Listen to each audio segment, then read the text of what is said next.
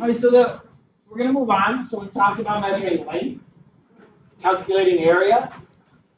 Next, we're moving on to measuring volume. So, I mean, I don't know if you're familiar with this, but when we go from measuring length to measuring area to measuring volume, what are we doing each time? We're adding a what? Square. Exponent. Variable. Sort of. We're adding a dimension. You know anything about like dimensionality? What is a point? A point is one-dimensional. If you extend a point, if you take a point and extend it, what do you get? A line. Okay. So that a point is zero-dimensional. A line is one-dimensional. If you extend the line, two-dimensional. Okay. If you expand that shape forward or out of the board, what do you get? Three-dimensional. But if you extend it into another dimension? Four-dimensional. Four-dimensional. But we don't really comprehend that.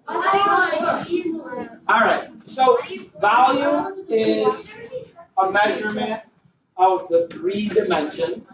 And so it includes, when we're calculating it for a rectangular object, it includes three measurements. So volume is defined as the amount of space that something takes up.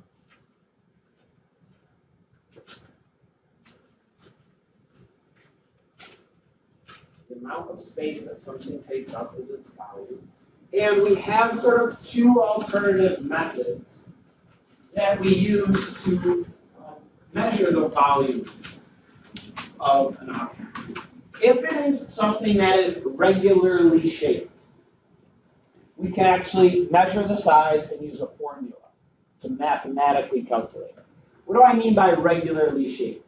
Give me some examples of regularly shaped objects. Layla? A cube. A what? A cylinder. A pyramid. Rectangular prism. Cone. One more. A sphere. So a regularly shaped object like that, there's a formula that exists that you measure some of its dimensions and you plug into the formula and calculate it. We're not going to use many of those. You only need to remember really two of those. A cylinder and rectangular prism. So, what is the volume of a rectangular prism? What's the formula? Length times width times height. Correct. Okay, length times width times height. So volume equals length times width times height. Sub in our numbers. So in this case, they're 3 centimeters, 1 centimeter, 2 centimeters. Raise your hand if you tell me what's the correct answer. 6 centimeters. Raise your hand. Well? 6 Nope. 6 centimeters cubed. Huge. So remember, what we do to numbers, we do to units. Numbers, we multiply 3 times 1 times 2 to get 6. We multiply centimeters times centimeters times centimeters, and that gives us centimeters cubed. Cm to the third.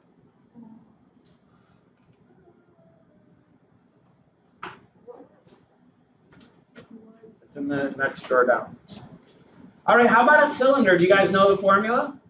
Did you have to memorize these for math? Let me just point this out and see if you can figure out how you might do it. You can imagine the formula for a cylinder is length times width, which is the area times the height. Height, and you know what it? No, not quite. So what did we do to get the formula for the volume for the rectangle? We did the area times the height. So then what would this be? Okay, well, give it to me in letters.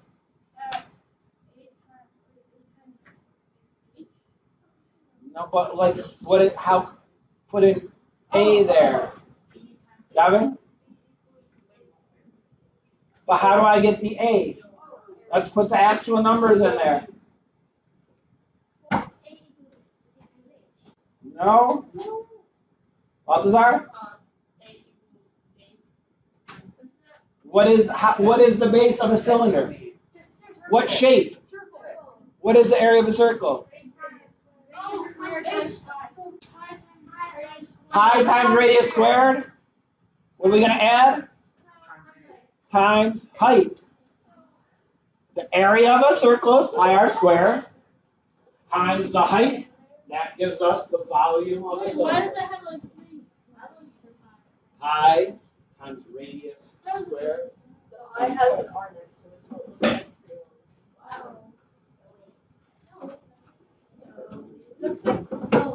So substitute our numbers. 3.14, 3 centimeters squared times 8 centimeters. Where's our calculator? What do we get, Mitchell? 226.808. Veggie burgers? Centimeters cubed. Centimeters cubed.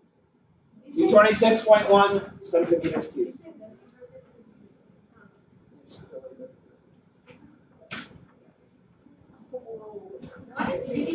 All right, don't worry about it right now. How about, so measuring, that's how we measure the volume of regular solids. We'll talk about another method in a minute. To measure the volume of liquids, we need a special tool. You know what these are called? No. This is a beaker. This is not ever used for accurately measuring the volume of a liquid. It does have volume markings, but they're not accurate. This is not meant for measurement. This is meant to just estimate how much of a liquid you have. These are graduated cylinders. They're cylinders that have markings on them that indicate various volumes. And so to use a graduated cylinder, you pour the liquid into it, and then you look at the level of the liquid, and that's your reading. Now, when you put a liquid in a cylinder, it forms a curve. It's called the meniscus. And what? Oh, okay. So it forms a meniscus, and so you always should read the bottom of the curve in a meniscus. So on this diagram up here, raise your hand to tell me how much liquid do I have in this photo? Wyatt? No.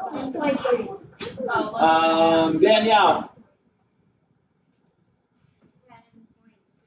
No. Sophia? No. Max?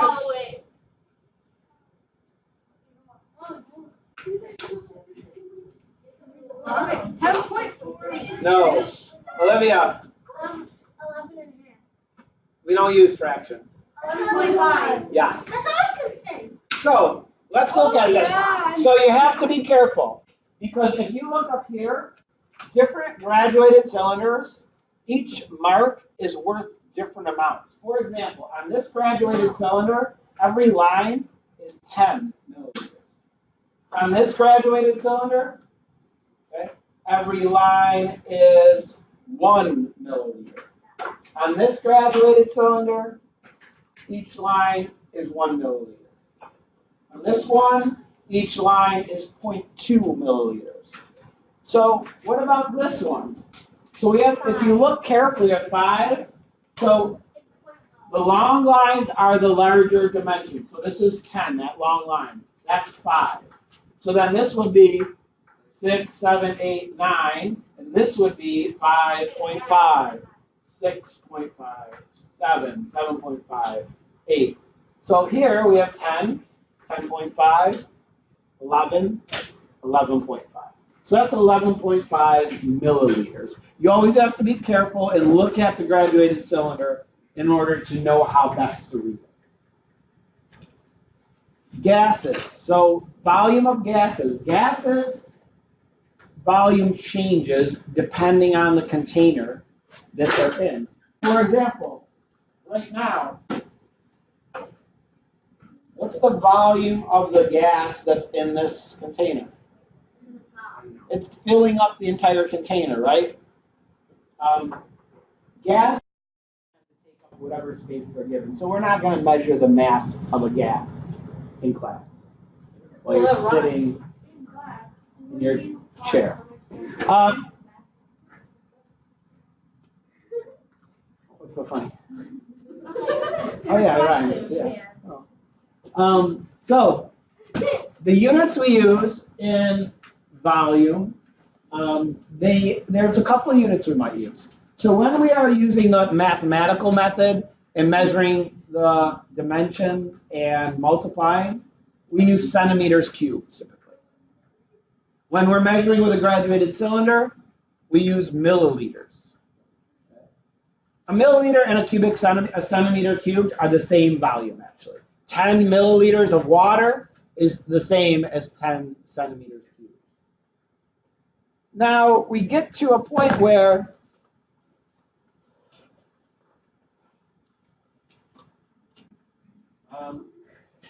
what does this action figure have volume? Yes. Okay. Could I use a formula to measure it? Yes. It's irregularly shaped. So how could I find its volume? Measuring its weight. Sage? Put it in water? How does that do anything? Well, say it again. Yeah, so when something is placed in water, if you go and you're going to sit in the bathtub, you fill the bathtub up to the very top of the bathtub, and then you get in it. What happens? The volume of the water that comes out of the tub is what? The same as your volume. An object displaces its volume when submerged in water. So Sage is correct. This process is called water displacement.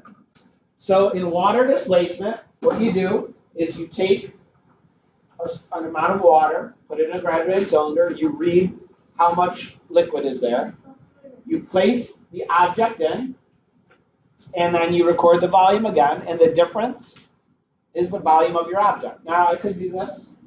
No, he's not going to go. I could put him in the big one. Now, which is the best to use?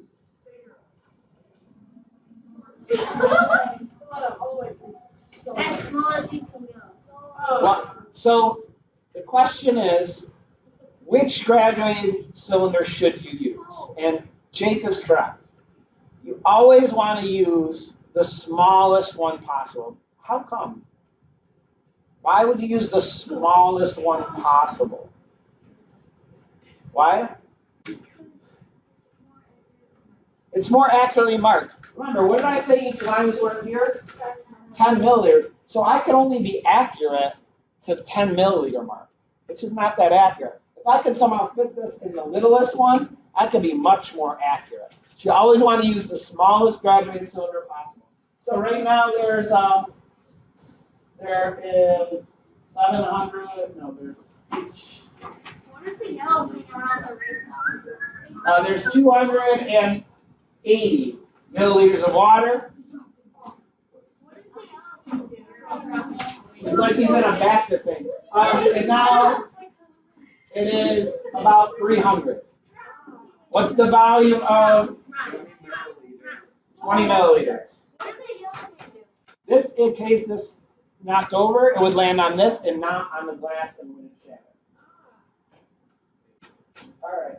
Any questions about water displacement?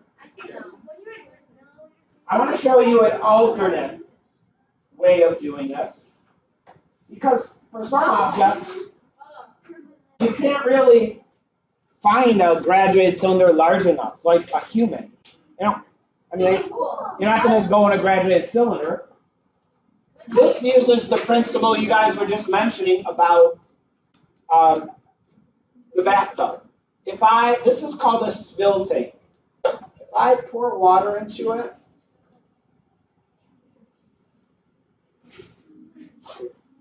if I pour water in this, quick. Oh wait, I got water. Don't worry about it, Maddie. Thank you. So I pour water until I overflow this. Now, all right, so it's completely full. Once it stops dripping. When you read milliliters, can't you use a capital out? Sometimes. All right, let's pretend this stopped. Because it did. Oh, it did.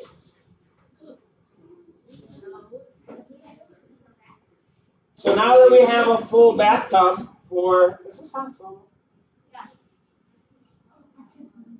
I then place Han Solo in the tank. I capture all the liquid that's coming out. And the volume of liquid in here is going to be what? Is the volume of Han Solo. All right, let's see. Do you think it's going to be 20 milliliters like I measured in the giant graduate cylinder?